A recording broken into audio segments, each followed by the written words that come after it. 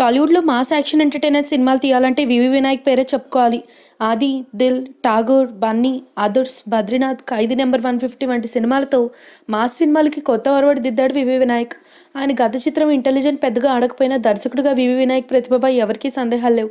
త్వరలోనే నందమూరి బాలకృష్ణ హీరోగా కొత్త చిత్రానికి దర్శకత్వం వహించబోతున్నాడు. ఇండస్ట్రీలో వినాయక్ ఎంతో మంచి గుర్తింపు ఉంది. రాజమౌళి వంటి స్టార్ డైరెక్టర్ కూడా వినాయక్ లాంటి ఒక్క మంచి ఫ్రెండ్ ఉంటే చాలని చెప్తూ ఉంటాడు. చిన్న సినిమా ఈవెంట్లకు కూడా హాజరై కొత్త వాళ్ళని ప్రోత్సహించడంలో వినాయక్ తర్వాత ఎవరైనా. అయితే కొన్నాళ్లుగా వివి వినాయక్ రాజకీయాల్లోకి ప్రవేశిస్తాడంటూ కథనాలు వస్తున్నాయి.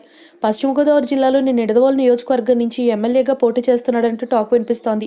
వినాయక్ స్వగ్రామం చాగళ్ల నిడదవోలు నియోజకవర్గంలోనే ఉంది. వివి వినాయక్ సోదరుడు సురేంద్ర కుమార్ గతంలో చాగళ్ల గ్రామానికి సర్పంచ్గా వ్యవహరించాడు. మరికొన్ని నెలల్లో అసెంబ్లీ ఎన్నికలు జరగనున్న నేపథ్యంలో వినాయక్ పొలిటికల్ ఎంట్రీ ఇస్తున్నాడని, ఓ పార్టీ ఆయనకు టికెట్ ఇచ్చేందుకు సిద్ధంగా ఉందంటూ ఊహాగానాలు మొదలయ్యాయి. ఈ నేపథ్యంలో వినాయక్ అసలు విషయం చెప్పారు. సంక్రాంతి పండుగ జరుపుకునేందుకు ఆయన తన కుటుంబంతో కలిసి స్వగ్రామం చాగళ్లు విచ్చేశారు. తన తమ్ముడు సురేంద్ర పాలిటిక్స్లో కంటిన్యూ అవుతున్నాడని, తనకు అలాంటి ఆలోచన లేదని స్పష్టం చేశాడు.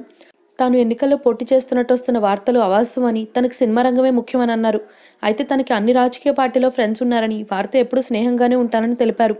తనకి సోషల్ మీడియా గురించి పెద్దగా తెలియదని, తనకి ఫేస్బుక్, ట్విట్టర్ అకౌంట్లు కూడా లేవని, అందుకే వైరల్ నోట్స్ గురించి పట్టించుకోవడం లేదని వెల్లడించాడు. తన పేరుని రాజకీయాలతో ముడిపెట్టొచ్చే వార్తలను ఎవరూ నమ్మవద్దని వినాయక్ విజ్ఞప్తి చేశారు. తన తమ్ముడిని మాత్రం రాజకీయాలు ఎదిగేందుకు అన్ని విధాలా ప్రోత్సహించి సహకారం అందిస్తానని ఈ సందర్భంగా స్పష్టం చేశారు. If you like the video, please like us and subscribe Tollywood Nagar.